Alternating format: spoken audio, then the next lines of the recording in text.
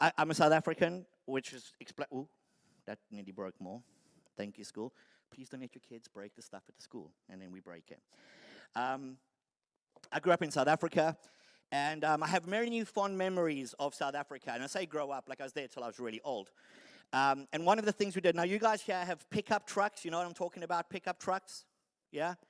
In South Africa, we call them bakkies. I don't know why, but it's called a bakkie. And one of my favorite memories from South Africa, a friend of mine phoned me up one day and said, hey, he's got a person who he knows who's moving and needs some help moving. Will I help them move? And because I know at various points in my life I need to move, I want to help other people to move. So when I call on them to help me move, they will come and do that. You know what it's like if you don't get enough people helping you move. You know, after about 3 boxes, you think, let's just burn everything to the ground and walk away. It is easier. You all know what I'm talking about. And so I was absolutely, I'll come and do it. And we got tasked with taking a bakkie and going to go and pick up a fridge. This huge American-style fridge. Now, my friend's friend had moved into a new build house where the roads weren't yet completed. So we thought, we'll go get the fridge and pick up some other bits and pieces on the way and come back and then offload it all. Off we zoomed in the bakkie, and we got to where the fridge was, this American-style fridge that, I kid you not, was probably as wide as this mat, and as high, probably about that high.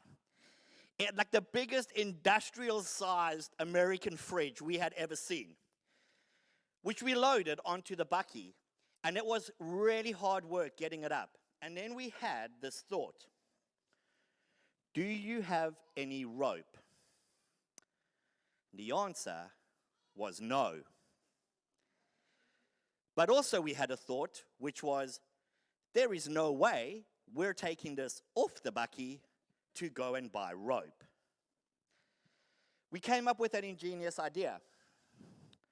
My friend would drive the bakkie, and I would stand on the back, holding this American-style fridge upright while we tore down these dirt roads because they had not been finished yet.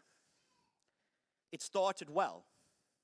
I stood, I held, and we drove dead straight. We turned a corner gently. There was a bit of movement, but we were all right. We then realized that we also needed to pick up this kind of smaller table which fitted perfectly on top of the fridge. And things had gone so well so far in the trip, we thought to ourselves, what could go wrong? So we put this table on top of the fridge. Now I'm holding the fridge and table with one hand, trying to keep myself balanced and put my arm as far as forward on the bakkie as I could to try and grab one of the bars to keep all of this stable. And off we went. Now the friend who was driving was one of those friends who, how do I describe it? Like to do things to make things more difficult than they need to be and have an enjoyment as that happens.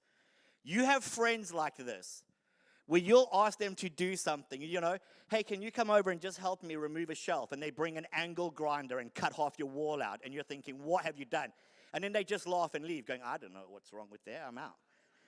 So he decided that the quicker he went, the more fun for him that would be, while I'm on the back, holding a fridge and a table with my hand. And it all went really well. Until we came to the 90-degree bend we had to take to get back to the drive to get to the house we were going. The strangest experience of my life, because I'm telling you, I could see that bend coming up for about 9 miles. I could see it. And time slowed down. He must have taken that bend, my estimation, he says it's a lie. I think he took it at least 40 miles an hour. I'm not even joking. It was like he handbrake turned that bad boy right around the bend. To which No longer could I hold onto what was on there, and the fridge flipped off the bucky along with the table onto the floor, did a couple of bounce rolls, got crunched in and landed, to which we braked. And sadly, we just stuck it straight back on the bucky, went to the guy's house and put it in his house and didn't tell him anything different and said, you should probably complain about it. But an interesting idea began to emerge for me when that happened, and it was this. If something's not weighted properly, eventually it's going to break. If something's not weighted properly, eventually it's going to break. If you've ever played rugby, the greatest rugby players are heavy on the bottom. Let me rephrase that. The greatest, I thought it was funny. I enjoyed that little bit of humor right there. The greatest rugby players have got a lot of weight downstairs. It stabilizes them. But if you've got a rugby player that's got skinny little legs, but a massive upper torso, that's the game for that player. They will be flipped and flipped and flipped and flipped. When something's weighted properly, it protects it from breaking. I think this principle is true for our lives. When we are weighted properly, it stops us from breaking. Now, oftentimes you'll go to places and you'll hear people speak about purpose. You've got to find your purpose. You need to find your purpose. What's your purpose in life? What is the thing that you need to do with your life that no one else can do quite like you, that if you posted it onto YouTube, people are going to come and watch. If you put it onto Instagram, you're going to get millions of followers. You will be writing books about it. What is your purpose? And the reason that we want purpose is simply this, and if you're writing notes, do write this down. Your purpose frees you to be you. Your purpose frees you to be you. What do I mean? Well, purpose does two main things in our lives. Firstly, it governs our behavior. When you know your purpose, it begins to define what kind of behavior you should begin to act on or do. And oftentimes when we don't know our purpose, we don't know what behavior should follow on with that. You see, in my household, we don't tolerate lying at all. You could say to my kids, what do you potentially think is one of the purposes of your life? I think they would say not to lie. And that purpose is defining their behavior. Not just in my house, but when they're at school, hopefully when they're with their friends, in conversation with others. This purpose defines their behavior. Your purpose will define your behavior. And the crazy part is we become the sum totals of the behaviors we do. It's our habits. So all of these things you do are your behaviors. And I think that's why people in the world are craving purpose. What's my purpose? Because when you know your purpose, it frees you to be you. Purpose also helps you know what to prioritize. If I look at you and go, the number one purpose in my life is to love my wife, that sets a priority in my life. What it tells you when I say that is you are less important than her. It's a priority. So if you need me or my wife needs me, do you know where I'm going? Well, it depends what she really needs. If it's just to make me do work at home, I'm going to you. No. But my purpose sets my priorities in my life. Ironically, like I spoke about a couple of weeks ago, my wife is more important than my kids. It's a purpose. That sets a priority in my life. You see, your purpose will set priorities in your life. And no wonder then that the world is always saying to individuals, what's your purpose? What's your purpose? What's your purpose? What's the thing you've got to do? What is it? Because intrinsically, I think God has designed us to know that our purpose frees us to be us. Your purpose frees you to be you. But here's the thing that I think we've gotten horribly, horribly wrong. Is what weights us, stops us from flipping over. I think that this is one of the greatest pictures of your life that you'll ever see. What I mean by that, this picture tells you everything about your purpose and how your life should work. This picture. Does anybody know what that is? It's an iceberg. And an iceberg's an interesting thing because there is more iceberg under the water than above the water. If there was more iceberg above the water than under the water, do you know what happens to the iceberg? It flips. It flips. There's more iceberg under that water than above it. It's weighted below the surface, which is what keeps it stable. And you see, in our lives, the top of that iceberg is our behaviors. It's what everyone sees. We spend a lot of time trying to make sure that what people see is good. Hardly ever do you meet someone who goes, I want people to look at my life and think I really suck. This doesn't happen. We want people to see what's really good. It says this in Philippians 4:8. If we can throw it onto the screen, that would be great. Thanks, Josh. It says, finally, brothers and sisters, whatever is true above the surface, whatever is noble above the surface, whatever is right above the surface, whatever is pure above the surface, whatever is lovely above the surface, whatever is admirable above the surface, anything that is excellent or praiseworthy above the surface. Think about such things above the surface. On top, what people could see. Wow, that person, they're always talking truth. They're always so noble. They're always celebrating things that are right and pure. They're lovely to be around and speak to. They're so admirable.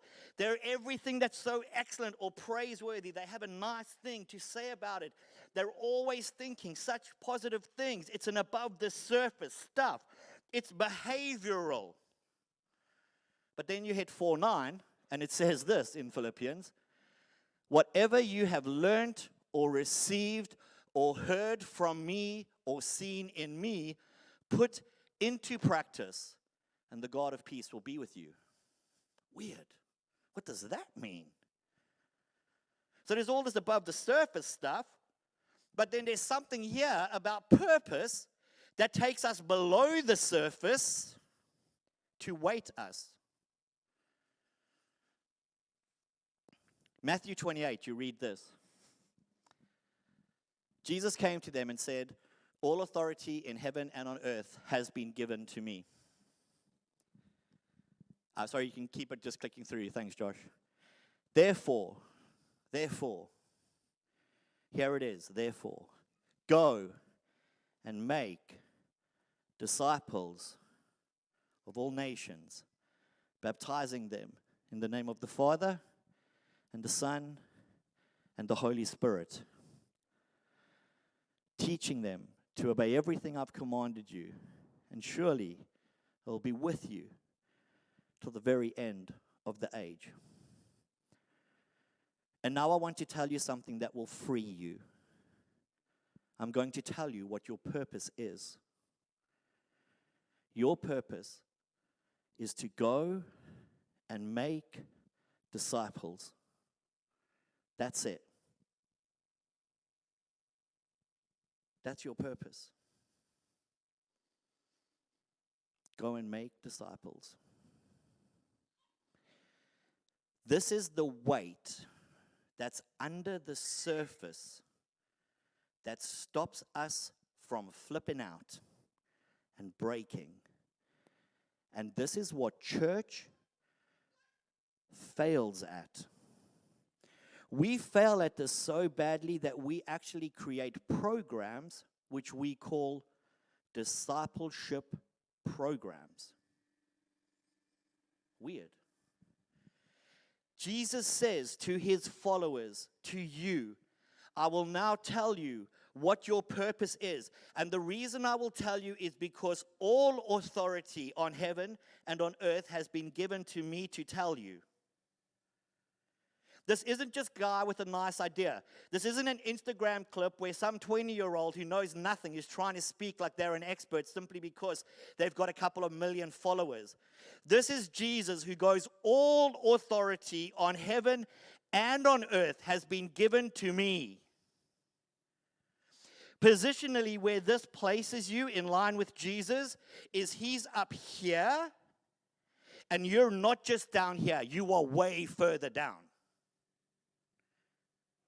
All authority. But Jesus, my life should be all authority. But I really feel, Jesus, like I want to all authority on heaven and on earth. Sorry, your friend said you should do what? All authority on earth is given to Jesus. And then he says, now go and make disciples.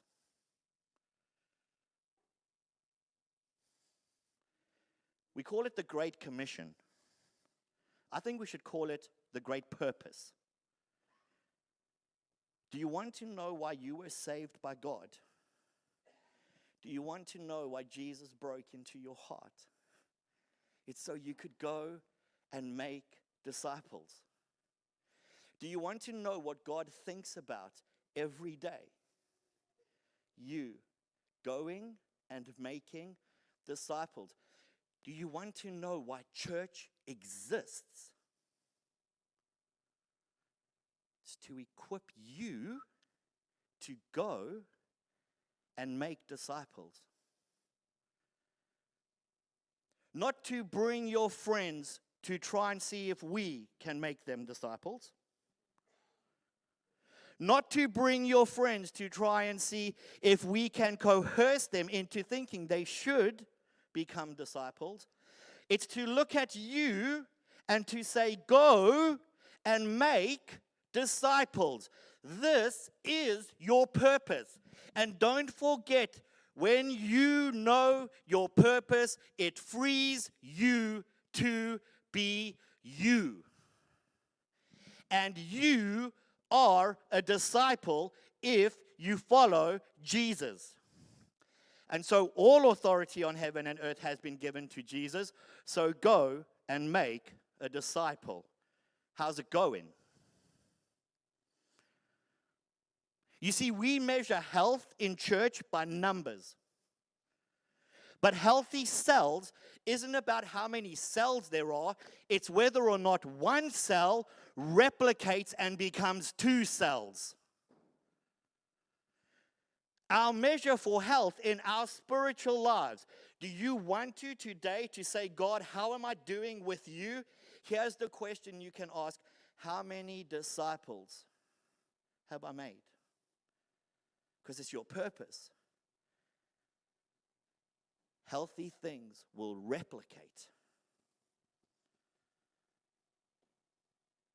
And Jesus says, go and make disciples who make disciples.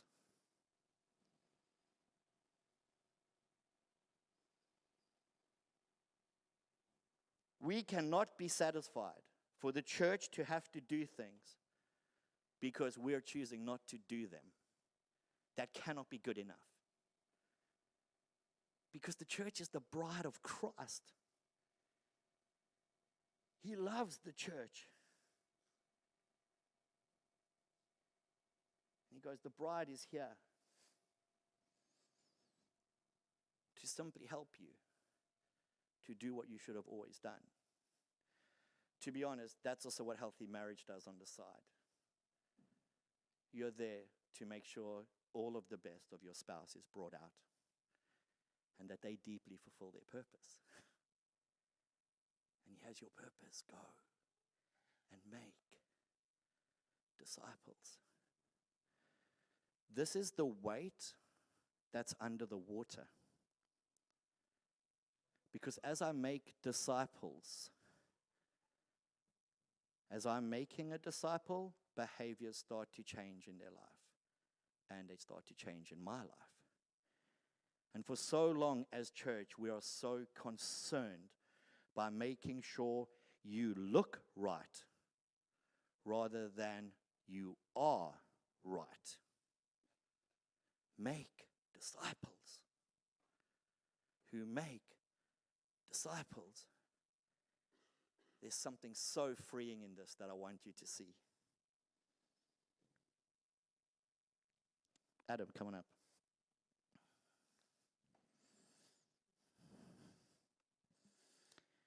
We're so worried about trying to increase our influence, where what we need to do is increase our discipleship. And for some of us, this may be all we can do. One, go and make disciples who make disciples. Do you want to know how long this journey lasts? It doesn't end.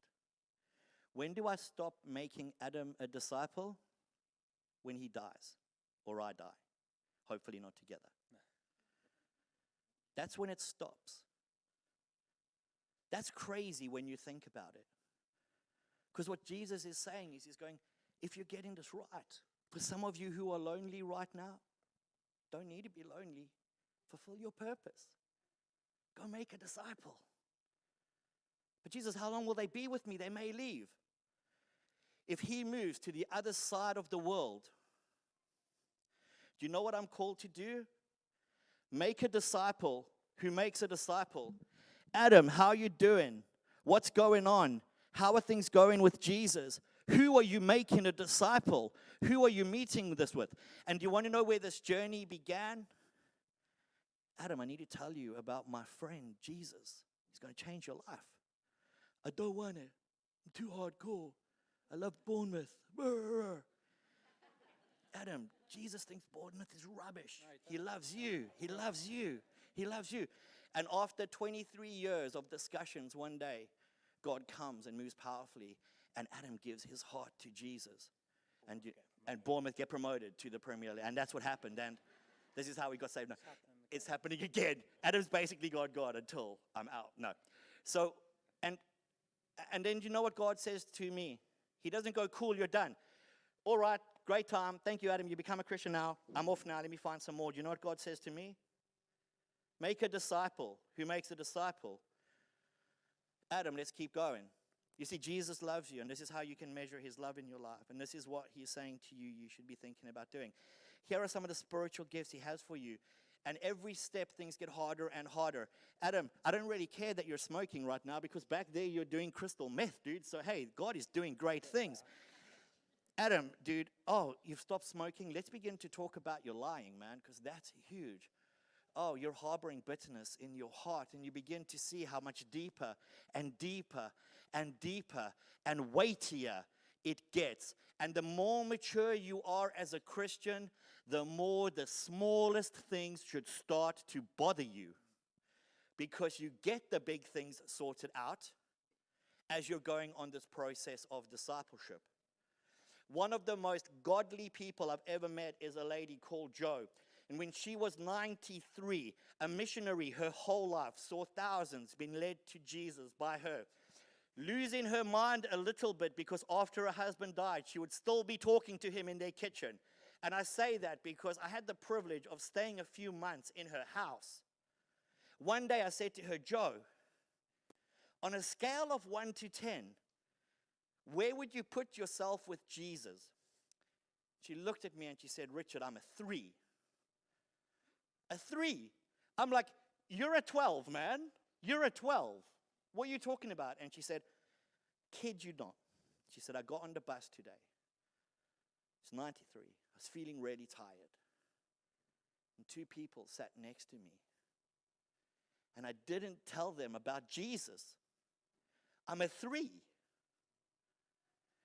I want that. Man, I'm just going, God, I'm just trying to make sure that I'm reading my Bible every day. She's at a place at 93 going, I'm a 3 because I didn't speak to someone about Jesus. What happens if we crashed in that bus? Make disciples who make disciples. This is your purpose. And it gets weightier and heavier the further you go. And the heavier you get here, the more stable you are. You will not be flipped over.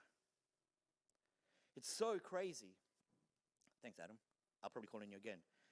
If you go to Matthew 8, have a look at this in Matthew 8, 34 to 38. It says this. Then he called the crowd to him along with his disciples and said, whoever wants to be my disciple must deny themselves, take up their cross, and follow me. I'm fascinated by this verse because what it means is put down your rights you think you have, take up your death that you deserved, and then do what Jesus is telling you to do. Crazy verse that. Crazy verse that. Stop fighting for your rights that you think you're entitled to. Take up your death that Jesus died for you, and then obey what Jesus is telling you to do. If you want to be his disciple. And if you don't want to do that, that's okay. Because he's going, if you want to be my disciple, do this. And then he carries on and he says this. For whoever wants to save his life will lose it, but whoever loses their life for me and for the gospel will save it. And my whole life I always thought, martyrs. God, I don't have the gift of martyrdom. Thank you, Jesus. But they're special people, and they've discovered this. Until I read a book that kicked me in the face. It was, this is for you. This is for you. Some of you are fighting so hard to save your life.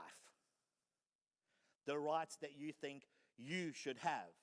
The stuff that you believed you're entitled to. But I've worked really hard for these things. I have done 15 years at this company.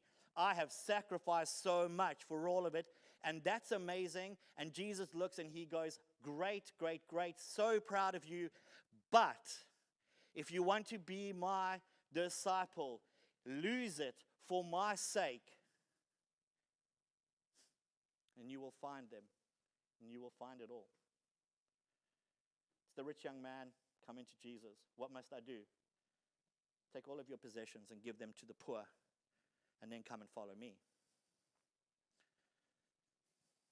That's what it means to be a disciple. And this is crazy because as you wrestle it through, you have to begin to interconnect. Jesus saying, all authority on heaven and on earth has been given to me. So now go and make disciples.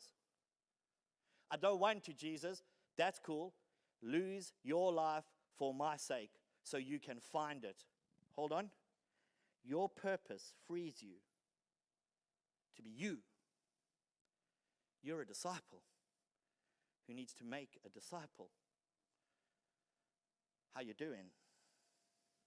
Hebrews 10, 24 to 25, it says this in Hebrews 10. Let us consider how we spur one another on towards love and good deeds. How we spur one another on towards love and good deeds. How we make disciples who make disciples. And it carries on and it says this in 25. Not giving up, meeting together, as some of you are in the habit of doing, but encouraging one another, and all the more as you see the day approaching. And this isn't a pitch to say you better come to church. This is a pitch to say you better be a disciple who's making a disciple. I don't have time this week, Jesus. It's been absolutely busy and I am slammed. Don't give up meeting together, as some of you are in the habit of doing. And that's for me as much as it is for you. Make disciples who make disciples. It's your purpose. And all of this works when we get that right. And it's all I got. Because when I sat down and started to think about this and began to work it out, I began to go, God, why in the news every other day is there some Christian leader scandal, some church going crazy where the news is like, it's been messed up. And when you get into the heart of it, what you find is the top, the behavior was so outweighed by what was below the surface that you go, all that was missing was a disciple who made a disciple. Someone who goes, Adam, if you carry on in that way, you are going to destroy your family. Stop it. Jesus has something more precious and beautiful for you. Disciple.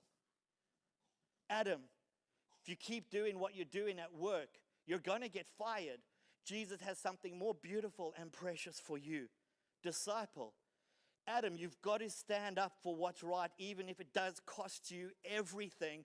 Jesus is the provider. He will look after you and protect you. It's a disciple making a disciple. Adam, I need you to pray for me right now because things are so hard and I need you to come and just speak into my life. And it's a disciple making a disciple, increasing the weight below the water so that when storms come, when life comes, when stuff comes, you know what we are? Stable. And yet for so many of us, got to get my friend to church. I hope Dom does a cracker message today. Funny, but challenging. Gives an opportunity for them to give their heart to Jesus. And then I really hope it's Helen on the prayer on the side. Because Ollie's cool, but Helen, smash out the park. Then I can get my friend to go and get prayed for by Helen. Ooh, be powerful stuff. Their life will be changed. And then what I can do is, do you know what I've heard? I've heard that Teresa is running a small group. I'm going to get them into Teresa's small group. She'll give them cake, and she'll pray for them, and she'll read the Bible with them. It'll be so amazing for them. And I think Jesus is standing going, make a disciple who makes a disciple. All authority in heaven and earth is given to me. I'm telling you, make a disciple who makes a disciple. Take your friend to church. Talk to your friend about Jesus. Lead your friend to Jesus. Then take your friend to get prayed with Helen and stand by them and say, thank you, Helen. I'm also going to pray for my friend now. Then take your friend with you to your small group. And then when your friend one day says, I've decided to go to Canada, do you know what you do is you go, let's set up a meeting because I'm not in the habit of stopping meeting so that we can continue to make a disciple who makes a disciple. And if you only did that for 3 people your whole life, I honestly believe at the end of that, God will look at you and he will go, well done, my good and faithful servant. Because if one of those people you discipled turned out to be the next Billy Graham, wow. And even if they didn't,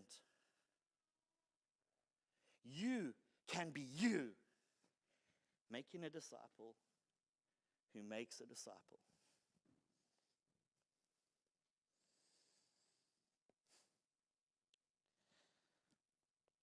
When we were in South Africa, a friend of ours' father was ill. They brought him back from where he was. He was a missionary stationed out up in the middle of Africa, and they brought him back to South Africa. And they put him into a hospital, and he didn't know anyone. And he got a diagnosis that was terminal, and they said to him, you've got a week left to live, and the family was broken. And the daughter came to me because she knew me. And it's one of the few times I'd wished I'd never been a pastor. And she said, Pastor. And I said, yes. Can you go and visit my father? He's dying. And he would like to have somebody to speak to about his life. And I don't do well in pastoral situations. It's not my strong point. And hospital visits, even worse. So I was all over it. And I was like, I'm sure there is someone else you can find. And she was like, I know no one else. He knows no one. He's spent the last 50 years of his life up in the middle of Africa on a mission field, seeing this tribe that he's been working with coming slowly to Jesus, seeing a work established and a church planted. It's exciting stuff. He just wants someone to speak to. So reluctantly, I was like, I will go and do it. And I arrived at his bedside, all like young and 22 and got no clue about anything. And here lies this man, full of the wisdom of years of ministry, wanting to ask about his life to another Christian. And I went close to him and I'm like, hi, my name is Richard, one of the leaders here at Sunny Hill. No. Hi, my name is Richard. Your daughter's asked me just to come and chat with you. Anything specifically you want to chat about? And this guy looked at me, and on his deathbed, after seeing so many things work out in his life and God move so powerfully, his question was this: can you tell me how I know that I've loved Jesus enough over the course of my life?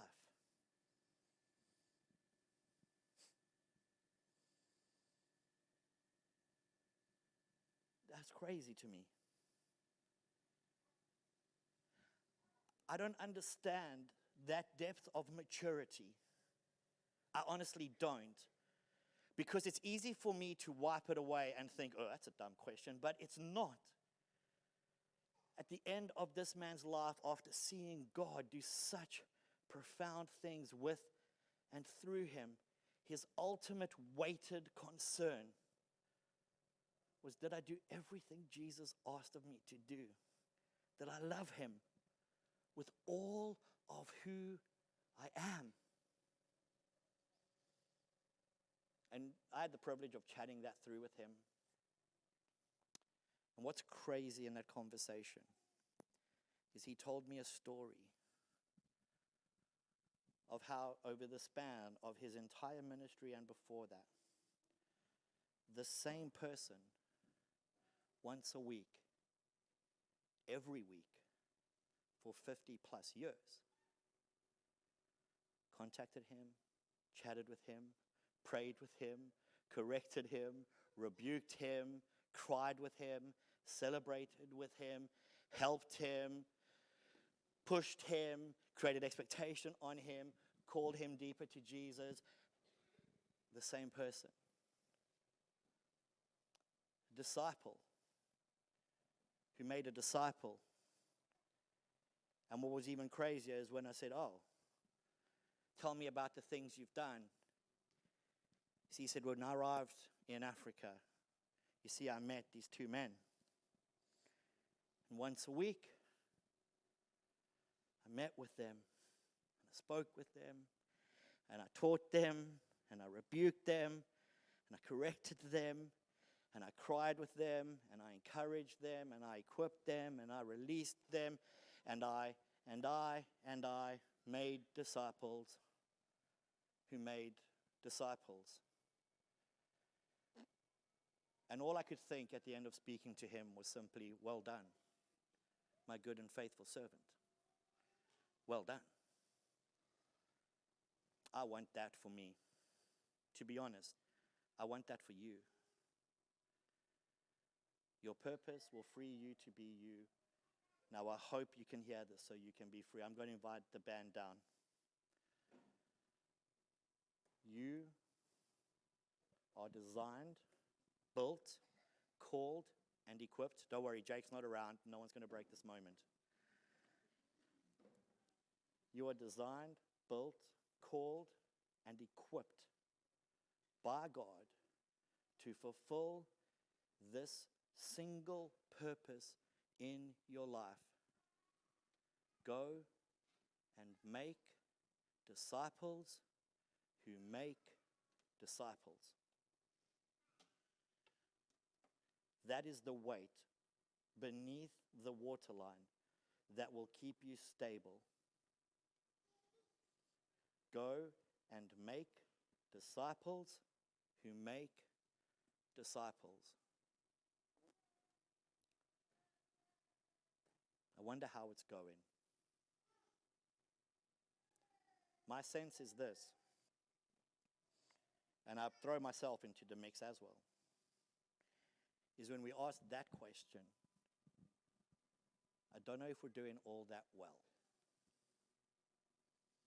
And that's okay, because what we need to do now is go and make a disciple who makes a disciple.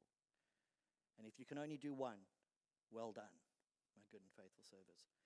But if you can do 10, don't do one. Do 10. Well done, my good and faithful servant. If you can do 50, you have got a supernatural gift in, I'm telling you. Go and do it. Don't just do 20, do 50. Well done, my good and faithful servant.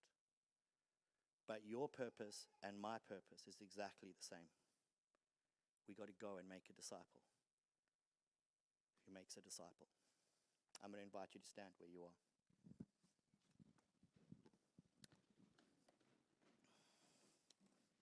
God, we come to you now. We're not perfect.